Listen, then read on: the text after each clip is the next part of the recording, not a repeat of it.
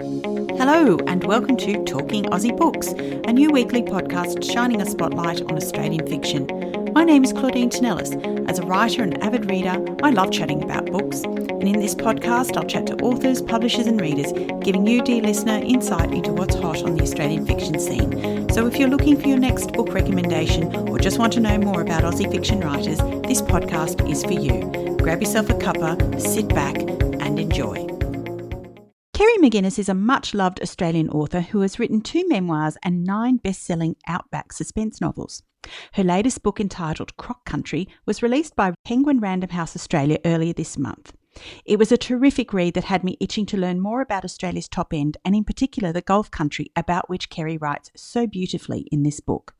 Born in Adelaide, Kerry's life took a different direction when at the age of 12 she began droving with her father and 4 siblings, travelling extensively across the Northern Territory and Queensland before settling on a station in the Gulf country. It's these incredible life experiences which bring the landscape and characters in Kerry's book alive, and so it gives me such pleasure to welcome Kerry to the podcast today. Hi, Kerry. Hello, Claudine. Thank you very much for having me. Thank you for joining me. Now, Croc Country is the first of your novels I've had the pleasure of reading, and the standout with your writing for me is the sense of place you create. Now, I've never been to Australia's top end or the Gulf country, but this novel certainly put me on that wildlife sanctuary with all the flora and fauna characteristic of that area, making the setting of your book as much character as the human ones. Tell me, what drew you to choose this particular location? I had written about, because I lived in the Gulf, I have written 2 novels, I think, set in the Gulf. And I wanted to be in the north in Crocodile Country, but I didn't want to be in the same location as I'd used before. So I just moved it over the border into the Northern Territory on the western side of the Gulf, because that is a less populated area when it comes to station properties. The Gulf is, apart from 1 or 2 national parks, the Gulf is all station properties, so there's quite a lot of people around, a lot of movement on the roads, and I wanted somewhere quieter. So I moved across into the territory where they have lots of national parks and lots of land tied up for various purposes other than cattle stations. So there's fewer population to worry about, and although it has tourists coming and going, it also has the long wet season when there's nobody living there at all. Very good for skullduggery. Indeed. So I wanted to ask you, how important is setting in your own writing process? Oh, it's tremendously important. I always regard my setting as an extra character in the book, and I really do love the bush. So I don't know, I seem to have sort of absorbed a lot of the information when it comes to description, because I can just sit and think about a place that I have been and I can see it in my head as though I were there. So it's easy for me to describe country. Now, for those who haven't read this book yet, can you tell me a little bit more about it? Well, it's the story of my protagonist is Tilly, a young woman who has been tragically widowed and lost her family and has to, after a boating accident, and has to start over again. So it's about loss and coming to terms and redemption and finding love again. Just carrying on with life as one must when these things occur, because you think it's going to kill you. But unfortunately for many people, when they're going through the throes of tremendous grief, it doesn't. You have to keep going. And so this is Tilly's journey, I suppose, through tragedy to life again. Now, apart from the location, what was the inspiration for Tilly's story? Oh, that was actually something that happened years ago, decades ago, when I lived in the Gulf. There was a young family, and the same thing happened, boat coming in to a tricky harbour on a tide, and with the tide going out, and the little boy fell overboard, and his father jumped in after him and saved the boy but lost his life. So I just changed the circumstances around and moved it westward. Yeah, terrible tragedy, really. It was, yes. The body was never discovered. Obviously, Tilly's story centres on this wildlife sanctuary that is in the Gulf country. And I wanted to ask, was the wildlife sanctuary a real place or is it a product of your imagination? Well, half and half. It's a reserve, but it's not exactly as described. The wildlife bit of it wasn't there, but it does exist slightly differently to how I have drawn it. But I had to arrange the fixtures to suit the story.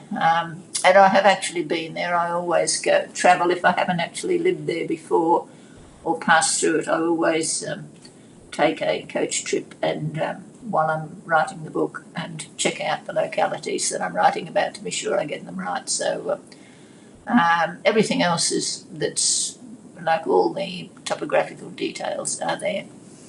Yeah, so how long would a trip like that take you? Oh, not terribly long. I went from Cairns to Darwin in about 15 days, I suppose, and I spent 3 days at the locality in cabins or more sort of glorified tents they were, but very comfortable, at the actual spot where I put the reserve. Fascinating. So I was really interested by the rhythms of life at this isolated sanctuary. And as I said in my introduction, your experience as a drover started at a young age. So I wanted to ask how much of your life informed Tilly's life at the Binboona sanctuary? Well, you could say that some of my experiences went into it because I used to garden for the property, which is not just growing a few flowers, it's providing the fruit and vegetables for the station. And I spent most of my life cooking for droving camps or station properties or whatever. And housekeeping, and all those sorts of things, and helping out on the property. So yes, all the little jobs that come along that somebody's got to do, I usually wound up with them. Can you run the mail? Can you paint the tyres? Can you change the sign? That sort of thing. Yes, so quite a bit of it. Every writer takes stuff from their own life, and if you it's difficult if you're 15. I was desperately wanting to write a book when I was 15, and I kept coming up against the block, but I don't know anything. I must have been an unusual teenager to admit that.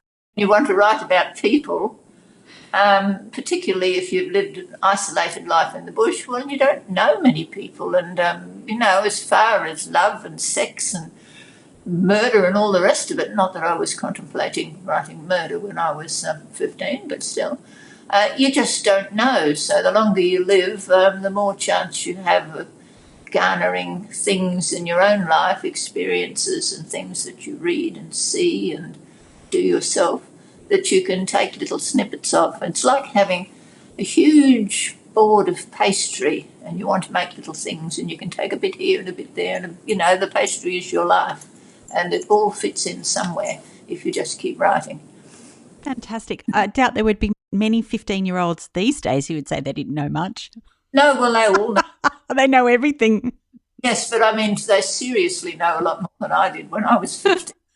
Oh, I meant that really tongue-in-cheek because I had 2 teenage boys and I've got a teenage girl now and, yeah, boy, do they know lots. They know everything. And that's what I read that somewhere. I said, a man wrote, when I was 16, I just knew everything and I thought my father was such a fool. And by the time I was 20, I realised I was wrong. Still knew nothing. And I thought, well, yes, he grew up to be a sensible man. Indeed he did. So many in Australia and indeed around the world, Kerry, are now trying to adjust to isolation at the moment, but it's a way of life in the outback. So tell me, how did you deal with isolation? Well, probably because we'd started so young in the bush. When we first went out to the territory, my father bought a four-wheel trailer and he put a pole on it and he got 11 horses and broke them in and used it as a wagonette, and that was our form of transport.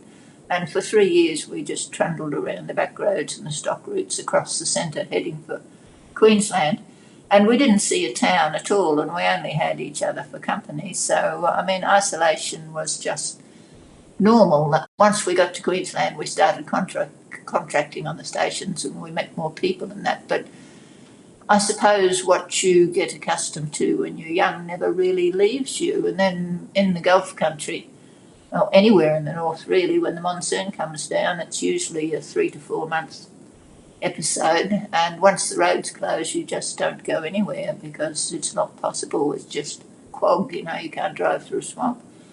So you just stock up with rations and hunker down for until end of March, April, whenever the road's open again, because if you're not sort of all provisioned up before Christmas, you're likely to run into trouble or run out of tucker or something. So you just become accustomed to it. It's normal. This book was set in the 90s, I believe. Is that right? Yes, that's right. Yeah. I don't write any further towards the present than the 90s because I left this bush in 2004, and even then there were odd signs of modern world creeping in, the occasional computer and things like that. And it's easier for me not to make mistakes if I leave out the internet and all the digital technology because I don't really know enough about it. And I'm not sure now how much there is in the bush, so I'm quite sure that you still wouldn't get a mobile coverage and you'd still be using dial-up unless you had gone in for satellite stuff for your internet out there. Yeah, so I was going to ask you, how important was the time frame for this particular story that you'd written? Well, that was, as long as it was before phones were general and, before digital technology, that was fine with me. I wanted to make it as modern as I could without sort of trespassing on that area, so that's why I settled on the 90s. Indeed. Kerry, you've dealt with some big themes in this book, but wildlife conservation is an important cornerstone of this story. Protecting endangered fauna and their habitats is a big concern, and in particular protecting them from poachers. Now, this is an ongoing battle for Australian customs officials. Was this something you particularly wanted to explore in this book? It just seemed convenient to begin with because I wanted to give Tilly something to do and something to love because she had lost so much and she sort of loves her animals and the ones that she's caring for. And then it occurred to me that I could develop it from there. So that was really what I did. I didn't start out with the intention of having them poached. But as you write, well, as I write, that's the way I work. Things come to me. I mean, I usually start a novel with a clear idea of the beginning and the ending and no idea what happens in the middle, but I'm always confident that I'll think of something along the way. And that's sort of what happened with the wildlife. What research did you have to do for this book, apart from obviously, visiting the location? Was there any other specific research you needed to do? I looked up the bats. I wasn't terribly well informed about the bats, but I looked them up. But the rest, no, it was just what I knew. And because you do pick up a lot, you live all your life in the bush, you pick up a lot about flora and fauna. And I have raised tons of little wild things that came to grief in the wild, and I got as babies brolgas and bush turkeys and possums and all sorts of things like that. So it was only the statistics about the bats and the different types of bats that I had to really look up to make sure I got it right. Yeah, fantastic. Now, you mentioned that you'd said you wanted to write a novel at the age of 15. So I wanted to ask, did you always want to be a writer? Oh, yes. I started writing 9, 10, something like that. There were kids' pages in a women's magazine, Women's Mirror, I think it was, and they had double spreader pages towards the back called the Piccaninny pages, and they actually had little black piccaninnies across the top in silhouette with the black boy bush that we're not allowed to call that anymore, Xanthus or something, I think it is now. So very politically incorrect, but that was back in the 50s. And so I used to write for that. That was the first time I ever got paid for my writing. They used to dole out little postal notes. I wonder if you can still get a postal note. Yeah, I wonder. Postal notes to the value of a shilling or sixpence or 1 and sixpence, things like that. And I collected them most avidly. I earned more in 1 year than I got in pocket money, because pocket money was usually about sixpence in those, when father remembered, in those days. Fantastic. So why this genre? Did writing outback suspense come more naturally than anything else? Oh, yes, writers should always write what they know, and what I know is the bush. I don't know anything else. So that was why I I started on bush writing, and to give your characters, while you're exploring their character and explaining them to your readers, to give them something to do. Nobody's going to sit down and, well, an urban person is not going to sit down and read the details of a year's station work, the mustering, the selling, the branding, all the rest of it. That would pall very quickly. So I had to give them something to do, and crime seemed a mystery, seemed a good way to get a plot out of it. As you mentioned, in your own experience, you were cooking and gardening and in your work in the outback. So Tilly's a spectacular cook, and she whips up endless tasty meals for her co-workers. She's also a keen gardener and makes the sanctuary quite self-sufficient. And I almost envied the pace of life up there, in the sense that we actually don't need all that much to live comfortably. So was that your experience while growing up? Oh, yes. Yes, indeed. Materialism is sort of still rather foreign to me, because I can't see the point of having more than you need or buying things for the sake of buying them, except books, of course. That's my downfall, books. Yes, there is really no point. And I mean, after a while, if you can't get to the shops, the desire lessens. I suppose it's a bit like addictions. I mean, I think urban people, a lot of them, go to the shops for something to do and shop for something to do. And you don't have that temptation if there are no shops. And, of course, nobody in cattle stations has got that much money to flog around anyway. So that's another saving grace, I suppose. Yes, absolutely. Tilly's grief at losing her husband and child is so raw. I mean, even 2 years on from the tragic accident that claimed their lives. So I wanted to ask you, how did you get into this headspace? Oh, I don't really know. I mean, I suppose anybody my age has lost people, I have. So I guess it's there again. It's partly experience and partly imagination. I mean, to lose a child, not that I've ever had any children, but to lose a child must be the absolute worst thing that can happen to a woman. So if you think that, it doesn't take much effort to imagine what form it would take. Kerry, there are many writers who listen to this podcast, so I wanted to ask, what would be your top 3 tips about writing generally or getting published? Oh, well, to get published, you need a great deal of luck, and mostly you need an agent. But I suppose I would say write what you know and keep it simple.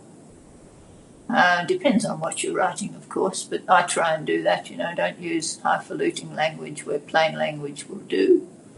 And rewrite and rewrite and rewrite, and then give it a spell and rewrite again. That's very important. What would you like readers to take away from this novel? Oh, I've never really thought of it from the reader's point of view. It's more for my own satisfaction. I mean, I write because I would be bored stiff if I didn't, and I just love writing. I get quite depressed if I can't. If I haven't got something on the go, some work to come back to, and it makes me happy to write. So I've never really thought about it from the reader's end, but I guess I'd like them to know that they are getting the real deal as far as anything to do with the bush goes. What I write about the bush is factual and actual. It does happen. And I would hope that they would bond a little with my characters and get satisfaction out of the resolution. I mean, it's very annoying to get fond of a character and then just to have, if the writer just tails off with it or it doesn't work out how you hoped. I find that from my own reading. So, yes, you get that vicarious satisfaction, I suppose, when things go well and it comes to a happy conclusion, because I don't think anybody really likes an unhappy conclusion. Indeed. Kerry, it's been wonderful chatting to you about this illuminating novel today. I wish you much success with it. Thank you for joining me on Talking Aussie Books. Thank you, Claudine. It's been a pleasure. Well, that's a wrap, folks. If you enjoyed this podcast, please leave a review on iTunes or drop me a line via my Instagram at Claudine Tinellis or on my webpage claudinetинellis.com. Thanks for listening. Until next time, happy reading.